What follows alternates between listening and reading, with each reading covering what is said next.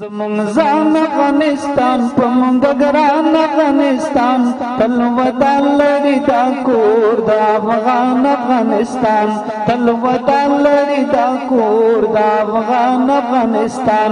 زمون ځان افغانستان په مونږ ګران افغانستان تل وطن لري دا کور د افغان افغانستان تل وطن لري دا کور د افغان افغانستان دا خوږه د وطن غېږه دا زانګو د تربیت مې زولات دی وطن یم دی معلوم مکلفیت مې د خدمت لړا مې کړې د دې خپل غیور ملت مې له نیکونو دی په خټه کې را پاتې دا همت مې غرونه حوصلې مې هلته دلته سلطنت مې لا په کاڼي کاڼي نقش د یادګار د عظمت مې د کابل ښار میرویس میدان کوټي سنګي ساحه کې د عامه او خصوصي مشارکت په ماډل د ملت سوداګریز مارکیټ جوړولو پروژه د کمال ظفر کمپنیو ګروپ سره تړون لاسلیک کړي. یاد مارکیټ 323.8 میلیون افغانۍ پانګونې په 1206 متره مربع ځمکه کې په 14 پوړونو کې جوړیږي. لومړی 3 پوړونه ځمکتل دي چې د وسایطو تمځای لپاره ترې ګټه اخیسته کیږي چې په یو وخت کې به د زرو وسایطو د تم کېدو وړتیا ولري او پاتې پوړونه د دکانونو او سوداګریزو فعالیتونو لپاره په نظر کې نیول شوي دي. په یاد سوداګریز مارکیټ کې 280 دکانونه شتون لري. د یاد مارکیټ د جوړولو په ودانیز موده کې 1200 کارګرو ته د کار زمینه برابرېږي او د ګټې اخیستې په موده کې به 1000 کسانو ته د کار زمینه برابره شي. په یاده پروژه کې د عوایدو څخه د افغانستان اسلامي امارت ونډه 40 سلنه په پام کې نیول شوې ده. په ورته وخت کې د یادې پروژې د تړون موده په ټوله کې 21 کاله په نظر کې نیول شوې ده چې 3 کاله یې ودانیز او 18 کاله یې د ګټې اخیستنې موده ده.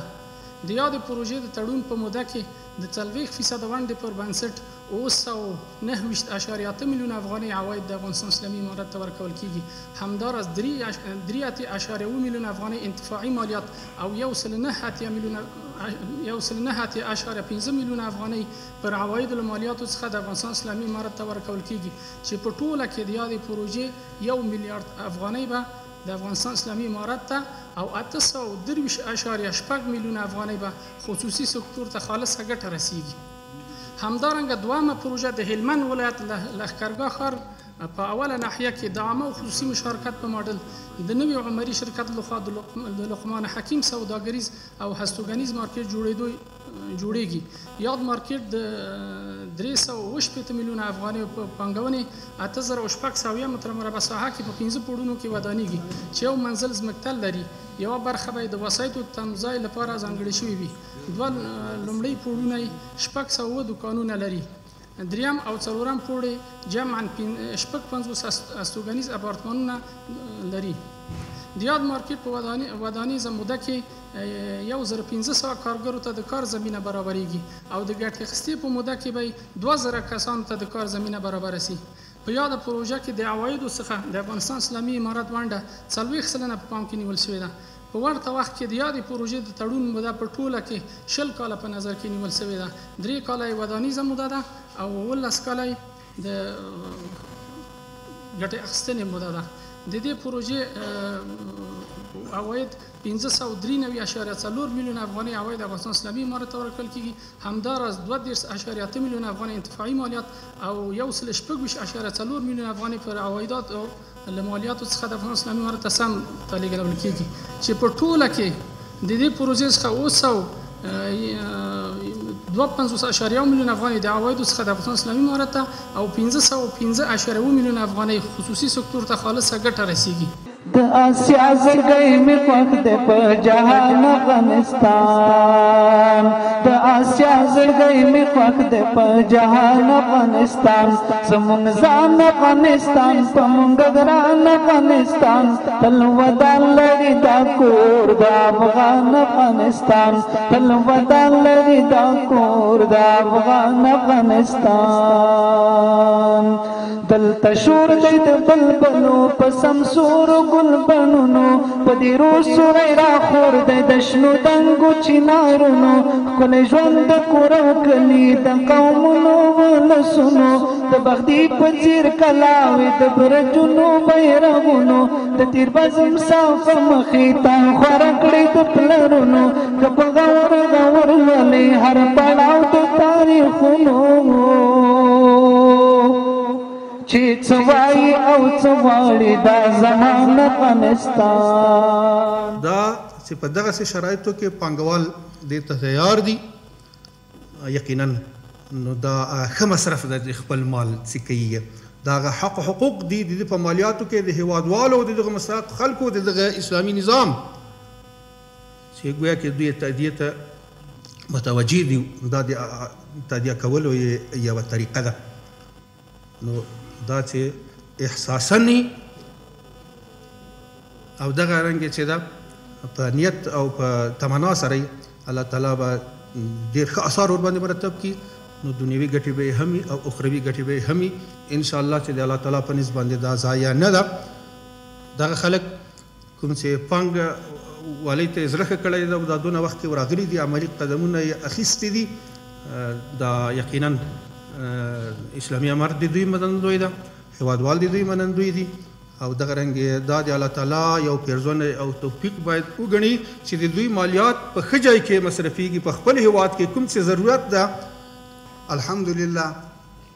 یو څو پروژې چې مخکې ورته اشاره وسو دلته اعلان وسو، یوه هم زموږ د وزارت مربوط ده چې هغه یو افغان سرمایه ګزار د عمري ساختماني یو تاجر ده، یو وطن دوست ده، یو مسلمان شخص ده. هغو زموږ نه خواهش وکړ چې په هلمند ولایت کې هلته د اوبو او انرژي وزارت ډېر کافي اندازه په ښار کې ملکیتونه دي، نو دوی خواهش وکړ چې موږ غواړو دلته سرمایه ګزاري وکړو او داسې سرمایه ګزاري وکړو چې داسې یو مجهز مارکیټ موږ جوړ کړو چې په هغه کې د ژوند ټولو اسانتیاوو ته لاسرسی څوک ولري، او دا به ښه په موډرن او نوي انداز کې جوړیږي. نو موږ د 360 میلیونو افغانیو په ارزښت باندې چې د هلته سرمایه ګزاري کوي، موږ موافقې ته ورسره ورسېدلو. 5 پوړیزه ودانۍ به جوړیږي چې په اوله پړۍ کې به ډاکټر صاحبانو، په دومه کې بیا دواخانې، درېیمه کې به بیا دوکانونه وي او بیا مارکیټونه وي، حتی د استوګنې کورونه به هم وي. د دې ګټه او مفاد دا راځي چې تقریبا 18 کاله به په دې موده کې دغه شرکت دغه ملکیت په له دوی سره وي چې کله جوړ شي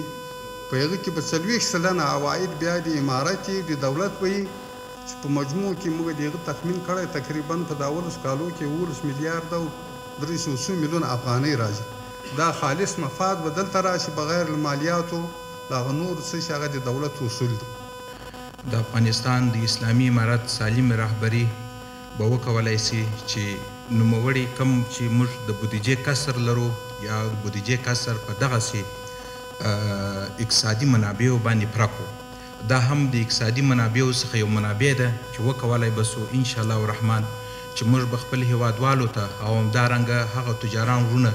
چې د هغو سره څه شی په لاس کې شته مالي توان لري وکولی سي چې په دغه پروژو کې به کار وکړي، او د دې سره به زموږ ګران هیوادوال هم په کار مصروف سي او هم به تجاران د دې څخه څه نفع ترلاسه کړي او هم به د دولت و مالیې ته څه شی جمع سي. د خصوصي پانګوال لخوا د کابل سروبي ولسوالۍ نغلو سیمه کې د 2 میګاواټ په ظرفیت د لمریز برېښنا تولید دستګاه جوړېدل. دغه پروژه د وویا ترکي ساختماني شرکت او زولرستان افغاني شرکت له لورې د 18 میلیون ډالرو په پانګونې جوړیږي. د افغانستان برېښنا شرکت به د دې ډول پروژو په تطبیق سره کورنۍ او بهرني پانګوال راجلب کړي او د کورني تولیداتو ملاتړ وکړي. دا پروژه د خصوصي سکتور له لورې په اماراتي ملکیت کې د 1 کال په اوږدو کې تطبیقیږي. له دې دستګاه څخه تولید شوې برېښنا به د 20 کلونو لپاره د افغانستان برېښنا شرکت له لورې له یادو پانګوالو شرکتونو څخه پیرل کیږي او وروسته له 20 کاله به دستګاه په بشپړه فعال ډول د افغانستان برېښنا şirket teslimiydi. Yine bir ilki yapmak istiyorum. 5 sene önce Kandahar'da 15 megawatt yaptığımız zaman gene kendisi de 15 megawatt yapmış olan Zülaristan firmasıyla ortaklık yapıp Afganistan'a daha faydalı olmayı, daha güzel yatırımları, daha çabuk yatırımları yapmayı arzu ediyorum. لکه څنګه مې چې پخوا یادونه وکړه چې موږ په کندهار کې 15 میګاواټه برېښنا سولري برېښنا جوړه کړې ده د زولرستان شرکت هم 15 میګاواټه سولري برېښنا جوړه کړې ده اوس موږ دواړو شرکتونو په ګډه هوډ کړی دی چې موږ به د سروبي اړوند نغلو په کې 22 میګاواټه برېښنا سولري برېښنا جوړه کړو زمونږ ځان افغانستان په مونږ ګران افغانستان تل وطن لري دا کور د افغان افغانستان تل وطن لري دا کور د افغان افغانستان زمونږ ځان افغانستان په مونږ ګران افغانستان تل وطن لري دا کور د افغان افغانستان تل وطن لري دا کور د افغان افغانستان دا خوږه د وطن غېږه دا زانګو د تربیت مې زولات دی وطن یم دی معلوم مکلفیت مې د خدمت لوړه مې کړې د دې خپل غیور ملت مې له نیکونو دی په خټه کې را پاتې دا همت مې غرونه حوصلې مې هلته دلته سلطنت مې لا په کاڼي کاڼي نقش د یادګار د عظمت مې د آسیا زړګی مې خوښ دی په جهان افغانستان